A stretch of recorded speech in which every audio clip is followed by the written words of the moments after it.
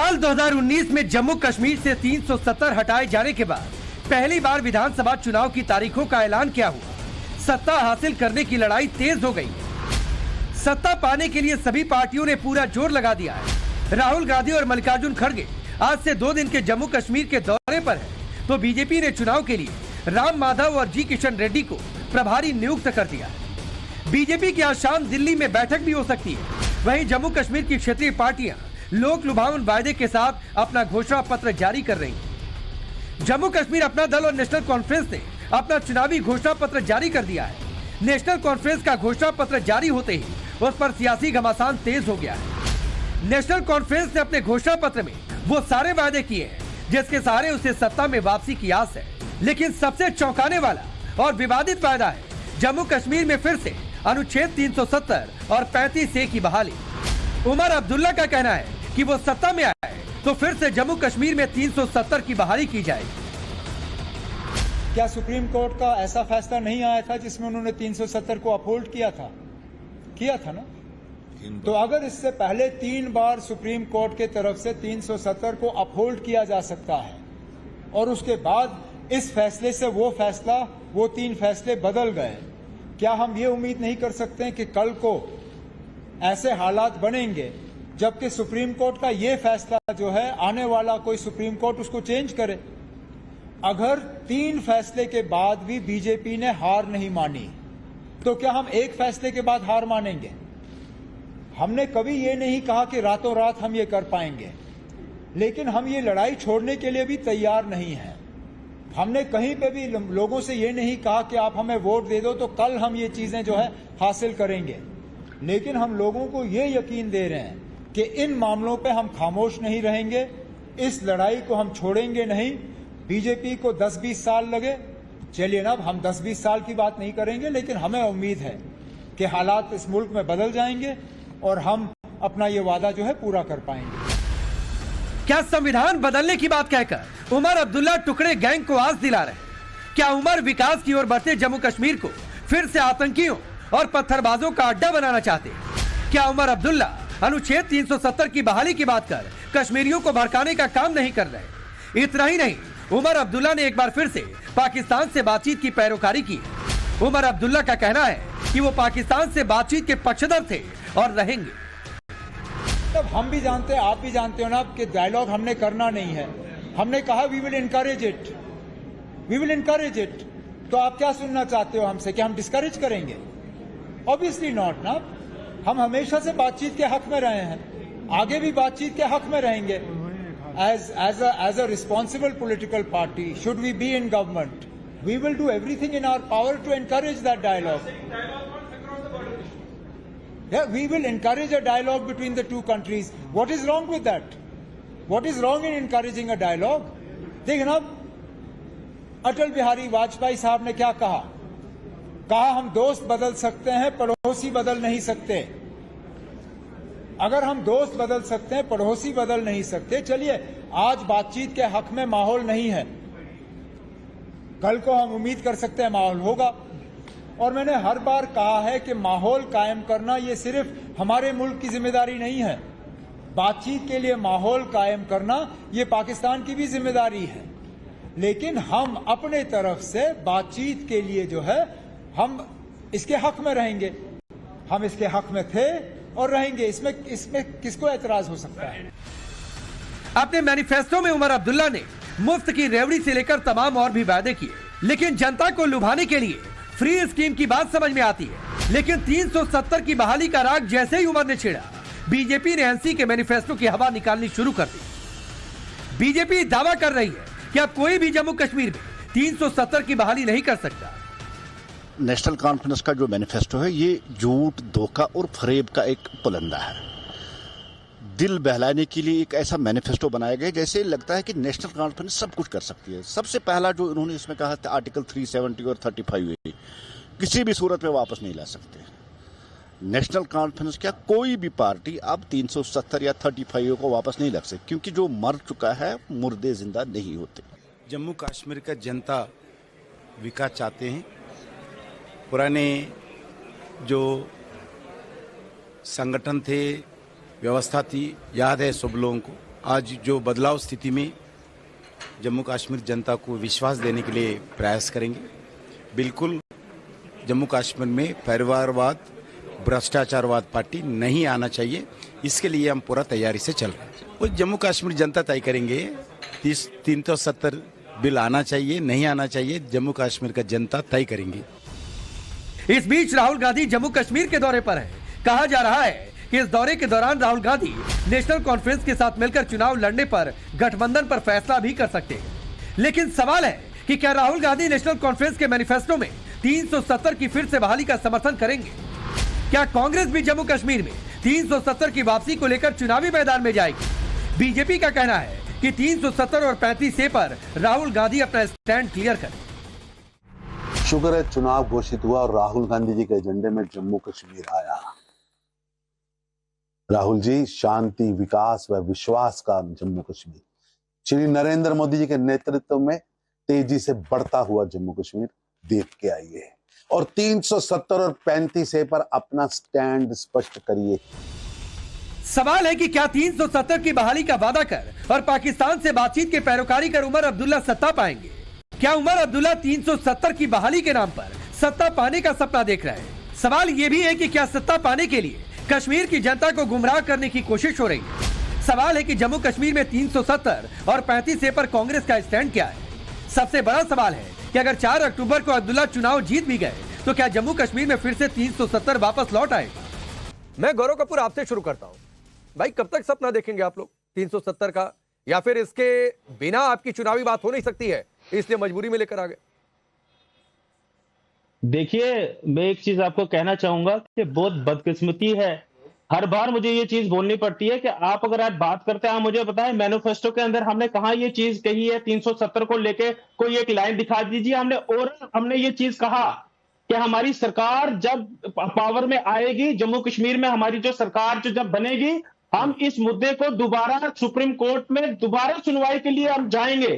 क्योंकि आपने देखा इतिहास में काफी सारे कुछ फैसले ऐसे हुए हैं जब सुप्रीम कोर्ट का फैसला आने के बाद हम दोबारा उस पर जो है अपील की गई है, उसी तहत हमने बात की। आप मुझे बताएं पूरा मैनिफेस्टो में जहां बार बार ये चीज आप जिक्र कर रहे हैं और ये कहने की बात करते हैं कि मैनिफेस्टो में इन्होंने ये चीज लिखी है, हमने कहा ये चीज, आप मुझे बताएं हमने कहा है ये चीज कहा नहीं है कि हम माहौल बनाने की कोशिश करेंगे, हम आ जाएंगे सत्ता में तो इसके लिए कोशिश करते रहेंगे।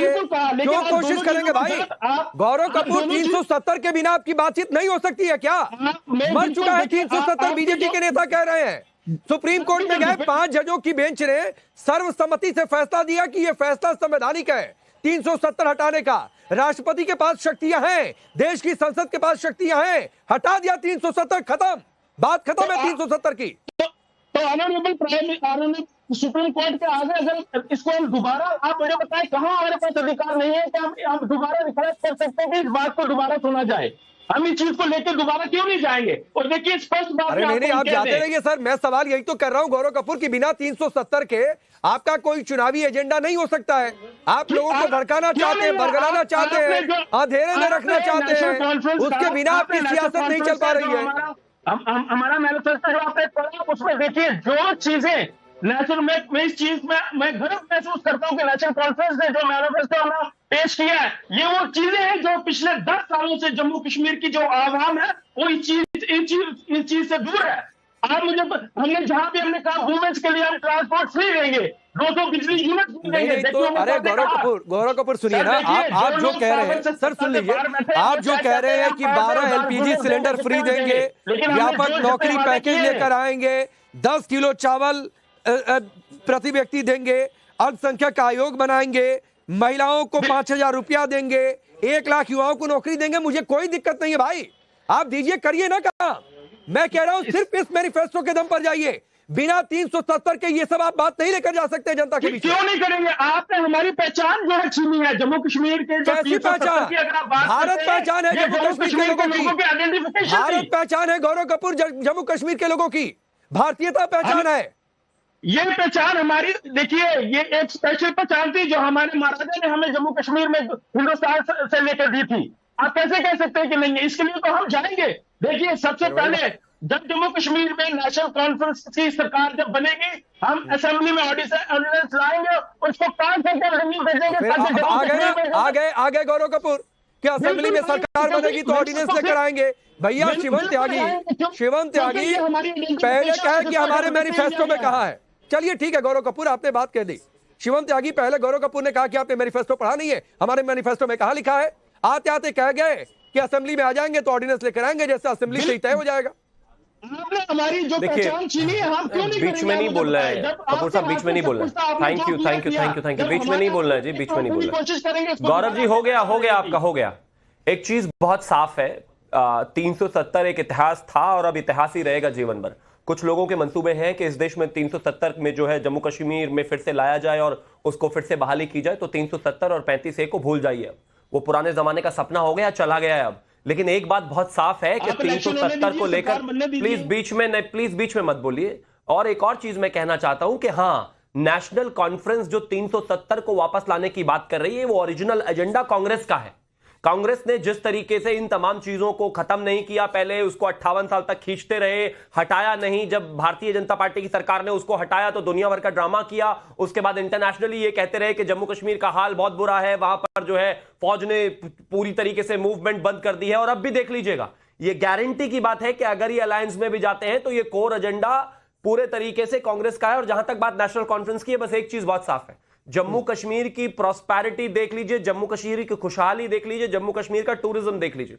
अगर इन चीजों से आपको नफरत है, अगर आपको जम्मू कश्मीर के दलितों से नफरत है, जम्मू कश्मीर के गुजरों से नफरत है, बक्करवालों से नफरत है, जिनको आज सारे अधिकार मिल रहे हैं, तो आप 370 को फिर से वापस लाने की बात करेंगे। वरना जो इस देश में प्रॉस्पेरिटी देखता है, सेक्युलरिज्म देखता है, इक्वालिटी देखता है, गरीबों के राइट्स देखता है, दलितों के राइट्स देखता है, गुजरों के राइट्स देखता है और सबको बराबर देखता है, वो कभी 370 को वापस लाने की बात नहीं करेगा। इन लोगों के दिमाग में पता नहीं किस वजह से इतना एजेंडा भरा हुआ, पाकिस्तान 370, पाकिस्तान 370, पाकिस्तान 370। अरे हो गया भाई, पाकिस्तान और 370 से बाहर निकलो। चुनाव लड़ने के लिए कोई और एजेंडा नहीं है क्या? 3 पीढ़ियों ने वहां पर शासन कर लिया, उसके बाद भी ये हाल है। आप एक आंख बंद कर बात हो गई भाई, देखिए, देखिए कि कितनी तो मैं सिर्फ एक ही चीज कहना चाहता हूं कि यहां पर बहुत क्लियर है कि आपको जो है इन चीजों से निकलना पड़ेगा। डेवलपमेंट पर बताइए ना क्या करोगे, टूरिज्म पर बताइए क्या करोगे। हम पाकिस्तान से बात करेंगे, हम जो है 370 वापस लाएंगे। इससे बाहर निकलिए भाई, गया 370, अब हो गया। ठीक, गौरव कपूर, एक मेरी छोटी सी बात है, फिर मैं चंद्रमोहन जी के पास जाऊंगा। जो शिवम ने कहा बिना पाकिस्तान का नाम लिए, बिना 370 की बातचीत किए, सर पाकिस्तान से बात करनी है नहीं करनी है वो देश की सरकार देख लेगी। जब पूछा जाए तो बता दीजिएगा आपकी राय क्या है, लेकिन पाकिस्तान से बातचीत करनी है, गोली चलती रहे तो बातचीत करनी है, क्योंकि बार बार इस तरीके की लाइन है। पता नहीं कौन सा वोट बैंक आप सेटिस्फाई करते हैं। मैं बिल्कुल इसका मैं बदकिस्मती समझता हूं कि इस वक्त अटल जी जिंदा नहीं है। अगर वो जिंदा होते तो पहला सवाल आप उनसे पूछते कि वो बस लाहौर यात्रा किस लिए लेके गए थे। नहीं बातचीत नहीं गौरव कपूर, बातचीत के विरोध में कोई नहीं है, लेकिन अटल जी ये कभी नहीं कहते थे कि गोलियां चलती रहेगी और हम बातचीत करते रहेंगे। तो हमने भी आपको बातचीत के लिए, उन्हीं अटल जी के समय में करगिल जंग हुई। नेशनल कॉन्फ्रेंस के किसी एक लीडर की ये बात बता दें जिसने कहा होगा कि वहां से गोलियां चलती हैं तो मैं बताता हूं, मैं कोट करता हूं आपके बड़े नेता फारूक अब्दुल्ला की, अगर ये किलिंग रोकनी है तो बातचीत करिए पाकिस्तान से। तो इसमें आप मुझे बताएं, दुनिया का कौन सी लड़ाई है जो बिना बातचीत के खत्म हुई? नहीं ना। अब गौरव कपूर आप फंस गए। नहीं गौरव कपूर सुनिए, आप फंस गए। पहले आपने कहा हमारे मैनिफेस्टो में कहा है। नहीं सुनिए सर, सुनिए। अब मैं जम्मू कश्मीर के लोगों को आपकी सच्चाई जरा दिखा दूं। सुनिए गौरव कपूर, आपने शुरुआत में कहा, सुनिए गौरव कपूर सुनिए, आपने शुरुआत में कहा हमने मैनिफेस्टो में कहा है, फिर आपने आखिरी में कह दिया असेंबली में आ गए तो ऑर्डिनेंस लेकर आएंगे, जैसे ऑर्डिनेंस से 370 की वापसी हो जाएगी। सुनिए सर, सुनिए। और उसके बाद आप क्या कह रहे हैं, कोट करिए हमारे किस नेता ने कहा है कि गोली चलती रहे तो बातचीत करते रहे। तो कई बार फारूक अब्दुल्ला ने कहा कि ये किलिंग रोकनी है तो बातचीत आपको करनी पड़ेगी। तो अवधेश जी ये तो फंस गए अपनी बातचीत में। गौरव कपूर बिल्कुल नहीं, आप इसको गलत इंटरप्रेट ना करिए सर। आपने कहा कि मैनिफेस्टो में ये चीज लिखी है, वो मैंने आपको क्लियर किया कि आप मैनिफेस्टो में बताओ हमने कहा लिखी है। सर आपने अभी कह दिया कि ऑर्डिनेंस लेकर आएंगे असेंबली में। आपने कहा कि मैनिफेस्टो में चीज लिखी है। हाँ तो 370 का जिक्र किया है ना भाई। अब सुनिए अवधेश जी को। अवधेश जी, फारूक अब्दुल्ला ने कितनी बार कहा है, मैं निकालूंगा और ये देखिए ये स्टेटमेंट हमने रखा हुआ है, कि बातचीत करिए पाकिस्तान से, तब जाकर ये किलिंग रुकेगी। सुनिए अवधेश जी को। राकेश पांडे जी, आपको नेशनल कॉन्फ्रेंस पर नाराज हम लोगों को नहीं होना चाहिए। ये सहानुभूति की पात्र इस समय एक पार्टी है।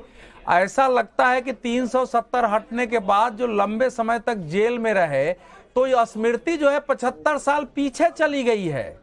ये कह रहे हैं कि 1953 के पहले की स्थिति बहाल कर देंगे, स्वायत्तता का प्रस्ताव लागू करेंगे, यानी 2 झंडा वहां रहेगा, 2 कानून वहां होंगे हमारे। तो ये तो अब एक सपने की बात होती है, लेकिन मूल बात यह है कि एक पार्टी जो केंद्र की सरकार में रहेगी, ये पूरा एजेंडा जो मैनिफेस्टो है, कंप्लीट भारत विरोधी मैनिफेस्टो है, ये भारतीय राष्ट्र की एकता को खंडित करने वाला मैनिफेस्टो है। और इस मैनिफेस्टो के विरुद्ध को हम पावर करने की बात कर रहे हैं, तो ये कश्मीर के लोगों को, बाहर के लोगों को खड़ा होना चाहिए। क्या बात है? वो 1953 का ही था कि नेहरू जी ने शेख अब्दुल्ला को जेल में क्यों डाला था? आपको क्या आप चाहते हैं कि नेशनल कॉन्फ्रेंस के नेता को फिर से जेल में डाला जाए? कितने साल जेल में रहे शेख अब्दुल्ला इन्हीं बातों के लिए? और आप इस ढंग से कह रहे हैं कि हम स्वायत्तता ले आएंगे। स्वायत्तता का प्रस्ताव हमने 2000 में पारित किया था। तीसरी बात है कि ये मैनिफेस्टो सुप्रीम कोर्ट की अवमानना करने वाले हैं। सुप्रीम कोर्ट ने 370 हटाने के फैसले को संवैधानिक करार दिया है। तो जो पार्टी वहां 370 लाने की बात करती है, वो भारत के सुप्रीम कोर्ट की अवमानना कर रही है। तो नेशनल कॉन्फ्रेंस के घोषणा पत्र पर मैं तो आग्रह करूंगा टाइम्स नाउ के माध्यम से कि सुप्रीम कोर्ट को सुओ मोटो एक्शन लेना चाहिए कि हमारे अब ये अवधेश जी आपने एक नई लकीर खींच दी कि इस तरीके का मैनिफेस्टो आप लेकर आते हैं तो ये सुप्रीम कोर्ट की अवमानना है। तब चंद्रमोहन जी आप बताइए, राहुल गांधी तो है जम्मू कश्मीर के दौरे पर, मुझे लग रहा है पहुंच भी गए होंगे मुझे लगता है। अभी तक जो है नेशनल कॉन्फ्रेंस से मीटिंग का भी कार्यक्रम है, संभवतः सीट शेयरिंग पर बातचीत हो जाए। तो आप इस लाइन के साथ खड़े हैं क्या कि 370 की वापसी करा देंगे? कि धारा 370 की लाइन के ऊपर तो जो जिस पार्टी ने कहा उसके नेता प्रवक्ता आपको जवाब दे रहे थे, लेकिन एक नेता और एक राष्ट्रीय पार्टी जिसकी सत्ता है उसके नेता बड़े कह रहे हैं कि 370 इतिहास और इतिहास रहेगा। अगर 370 इतिहास और इतिहास रहेगा तो फिर इतनी बौखलाहट क्यों है उन्हें? और क्या उनका नेतृत्व, तो क्या उनके द्वारा देश में 370 हटाई जाना एक ऐसी नौटंकी थी जिसको बदला जा सकता है? तो वो देश को पहले ये बताए कि वो ऐसे मुद्दों को जागृत क्यों करते हैं जिस मुद्दों से उनकी सरकार चल सके। लेकिन जिसके कारण उनको डर की राजनीति करनी है। मैं आपको रोक रहा हूं, आपको फिर से समय दूंगा, लेकिन इसको बीजेपी ने मुद्दे को कहां से नहीं मैं आप ही के पास हूं। मैं एक छोटी सी चीज ऐड कर रहा हूं उसमें, आप जारी रखिएगा। बीजेपी कहां से मुद्दे को लेकर आई? ना ये नेशनल कॉन्फ्रेंस अपने मैनिफेस्टो में लाती, ना जिक्र करती 370 का, ना उमर अब्दुल्ला बयान देते, ना हम उस पर डिबेट कर रहे होते। तो ये मत कहिए कि बीजेपी लेकर आ गई। नंबर 1 बात है। नंबर 2 बात है, मैं अपने सवाल पर दोबारा आता हूं सर, मैं बीच में नहीं रोकूंगा। मैंने आपसे आपकी पार्टी का स्टैंड पूछा है, तो पहले वो बता दीजिए, फिर आगे आपको जो कहना है वो कहते रहिएगा। देखिए, अब मेरे को आप इंटरप्ट मत करिए, मैं आपकी बात का भी जवाब दूंगा, लेकिन सिर्फ आपकी जवाब को जवाब नहीं दूंगा कि मैं आपकी क्लास का विद्यार्थी नहीं हूं। मैं विद्यार्थी अपनी पार्टी का हूं, अपनी पार्टी के लिए प्रता वफादार हूं, देश के लिए वफादार हूं। तो मुझे तो किसी एंकर के लिए वफादार नहीं होना। अब मेरे बात बिल्कुल आपकी बात ठीक है। तो ये भी किसी पार्टी का कार्यक्रम नहीं है सर, ये एक राष्ट्रीय चैनल पर डिबेट का कार्यक्रम है, सवाल जवाब के लिए बुलाया जाता है। तो जो सवाल उसका जवाब भी दीजिएगा अपनी बात रखते हुए। नहीं, बिल्कुल बर्दाश्त होती है। मैं सिर्फ ये कह रहा हूं कि आप अपनी बात करते हुए मेरे सवाल का भी जवाब दीजिएगा। ये चुनावी पार्टी का कार्यक्रम नहीं है, ये डिबेट का कार्यक्रम है। चलिए अपनी बात पूरी करिए। अगर आप छेड़ेंगे मेरे को तो फिर जवाब तो मिलेगा आपको। अब हाँ बात है, देखिए बेसिकली क्या है कि इसके अंदर पहले तो मैं यही पूछना चाहता हूँ, जो पार्टी सत्ता के अंदर है वो ये बताए कि इसके उनको कांग्रेस का सपना कहां से आया। एक प्रवक्ता जो जिस पार्टी का यहां बैठा है वो बात एक स्टेट पार्टी के द्वारा कही गई और उसका एजेंडा स्टेट पार्टी ने दिया और उसको जोड़ दिया कांग्रेस के साथ। तो कारण यह है कि जो सपने से डर लगता है उसके लिए वो डर की राजनीति ना करें। ये भाजपा जवाब दे, शिवम त्यागी जवाब दे कि धारा 370 एक फूकरा है जिसको भाजपा ने वोट बैंक के लिए खेला था। अगर वो हट सकती है और उसको इतनी गंभीरता के साथ गृह मंत्री ने सदन में क्यों कहा, मैं सवाल पैदा करता हूं। और अगर वो इस तरह से एक स्वतः वो एक इतिहास बन चुकी है तो फिर देश के अंदर इस तरह के वातावरण पैदा करने के लिए भाजपा के नेता नित नए ऐसे बयान क्यों देते हैं? अब आते हैं हमारा स्टैंड क्या है। हमारा स्टैंड वो होगा जो देश के हित में होगा, और किसी भी पार्टी के साथ गठबंधन करना वो संविधान, कानून और देश की जरूरत होती है। अरे तो सर, नेशनल कॉन्फ्रेंस से चंद्रमोहन जी आप गठबंधन अगर कर लेते हैं, सीट शेयरिंग पर बातचीत हो जाती है, तो ये सवाल पूछा जाएगा ना कि क्या उनके 370 के एजेंडे के साथ आप हैं या नहीं है, या 300 या नेशनल कॉन्फ्रेंस से आप कहेंगे आपकी सारी बात ठीक है, ये 370 वाला कबूल नहीं है। नेशनल कॉन्फ्रेंस के प्रवक्ता ने बहुत विस्तार के साथ अपनी बात को बहुत बखूबी बताया है। सर मैं आपसे उनके उस एजेंडे की बात और आपके प्रोमो में शिवम चंद्रमोहन जी नहीं बताना चाहते हैं, वो अंधेरे में रखना चाहते हैं कि उनकी पार्टी का स्टैंड क्या है। वो नहीं बता पा रहे हैं कि 370 पर नेशनल कॉन्फ्रेंस के साथ है या उससे अलग है। तारा 370 का प्लीज इनको रोक शिवम दीजिए। त्यागी कह रहे हैं कि वो इतिहास है, इतिहास ही रहेगा। तो आपकी मेहनत ही खत्म कर दी। भाई रुक जाइए चंद्रमोहन जी, मैं आपके बीच में नहीं बोला, खत्म कर दी। अब चंद्रमोहन जी मैं आपके बीच में नहीं बोला, कोई लाभ नहीं है एक दूसरे के ऊपर बोलने से, वो लोग सुन नहीं पाते। आपको मैंने इसीलिए शालीनता से सुना ताकि आप मुझे सुने। आपने कहा कि मैंने 370 के मामले में कांग्रेस को क्यों लपेट दिया।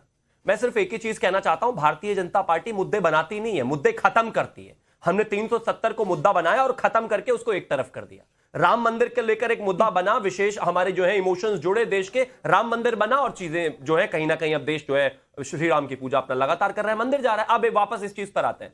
खास तौर पर पी चिदंबरम ने जिस दिन 370 खत्म हुई उस दिन कहा कि ये इस देश के संविधान के लिए इतिहास का सबसे बुरा दिन है, सबसे बुरा दिन। छोड़ दीजिए, इसके अलावा अगर मैं बात करूं तो 370 पर दीपेंद्र हुड्डा ने समर्थन किया, लेकिन सुष्मिता देव ने तो बीबीसी को एक इंटरव्यू देकर कहा कि नहीं हम इसके खिलाफ हैं, ये बहुत ही गलत निर्णय है। तो कांग्रेस के इतने बड़े बड़े नेताओं ने 370 जब हटा तो उस पर अपनी नाराजगी जाहिर करी।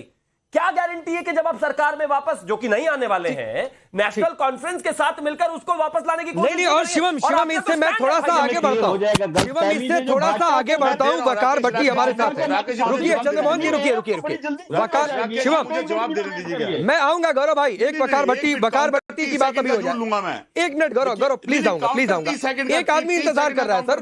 रुकिए सर, वो भी आपके राज्य में पार्टी है सर, रुक जाइए ना, मैं आपको 1 मिनट दे दूंगा, रुक जाइए। वकार भट्टी की भी पार्टी है, वो भी चुनाव लड़ रहे हैं सर, ऐसा मत करिए कि उनको किनारे कर दीजिए। वकार भट्टी, आप लोगों ने भी कहा है कि विशेष संवैधानिक स्थिति की बहाली करेंगे।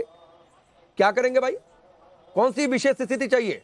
कोर्ट ने तो कह दिया था ये कोई अलग से संप्रभुता नहीं होती है किसी राज्य की। देखिए जनाब, 20 मिनट के बाद आया तो आप प्लीज सुन लीजिएगा मेरी बात।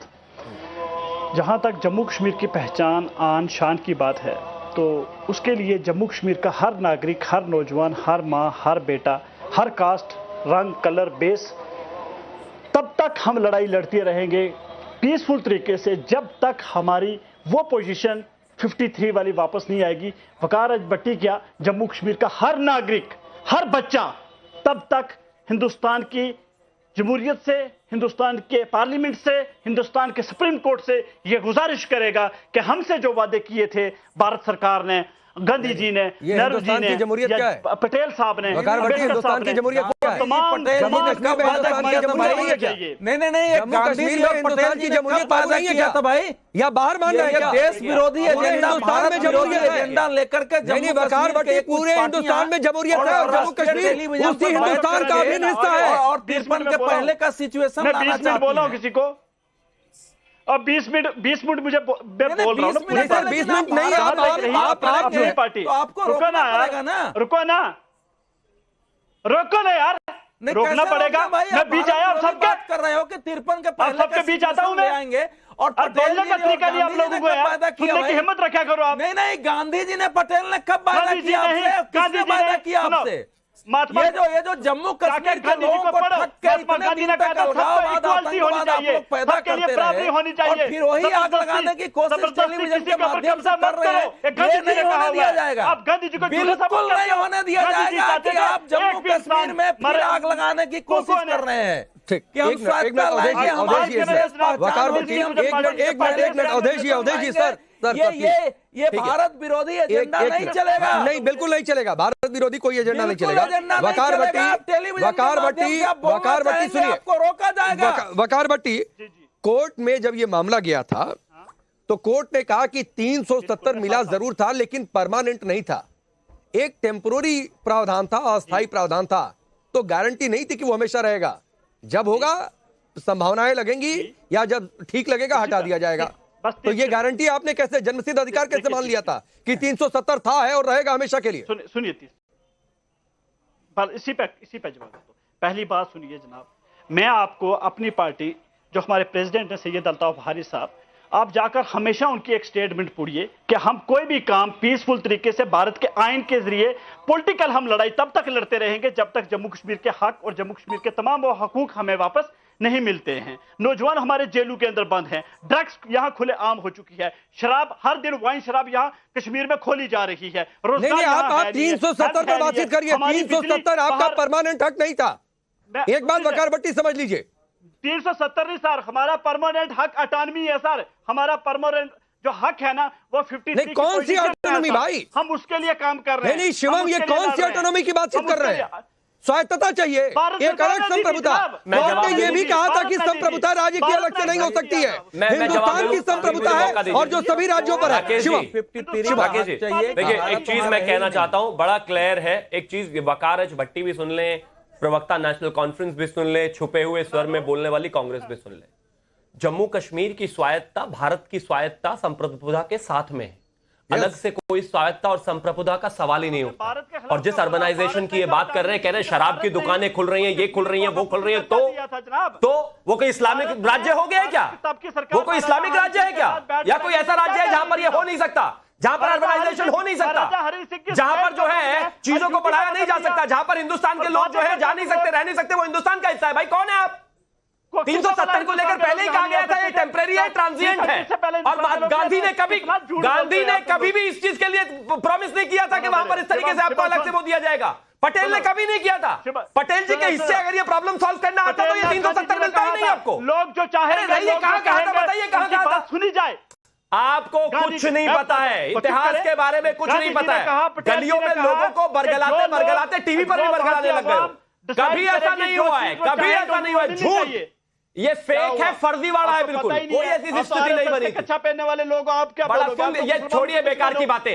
गन बंदूक लेकर चलने वाले लोग डिसाइड नहीं करेंगे, मुसलमानों को गोली लेकर चलने वाले डिसाइड नहीं करेंगे कश्मीरियों का भविष्य। आप जैसे कट्टरपंथी तय नहीं करेंगे कश्मीरियों का भविष्य। वकार भट्टी सुनिए, वकार भट्टी सुनिए भाई, ये फिर ना 370 की बात करते करते ये जो मुसलमान वाला पैतरा आपने बीच में घुसा दिया, करते रहिए। हिंदू मुसलमानों को टारगेट किया जा रहा है, अल्टीमेट एजेंडे पर आप आ जाते हैं। भविष्य जो है, ठीक है गौरव बोलिए, गौरव आप कुछ कहना चाह रहे हैं? मैं 20 सेकंड आपको दे रहा हूँ। रुकिए वकार भट्टी, रुक जाइए भाई, रुकिए प्लीज रुकिए भाई। गौरव कपूर 20 सेकंड, गौरव कपूर 20 सेकंड। कोई और चीज आपको यहाँ स्पष्ट कर दूं कि ये जो बार बार बोल रहे हैं कि दिल्ली जम्मू कश्मीर अवाम जो है उसने फैसला किया था कि हमें हिंदुस्तान के साथ जाना है। अब वो वक्त भूल गए कि एक टाइम था शेख अब्दुल्ला साहब के सामने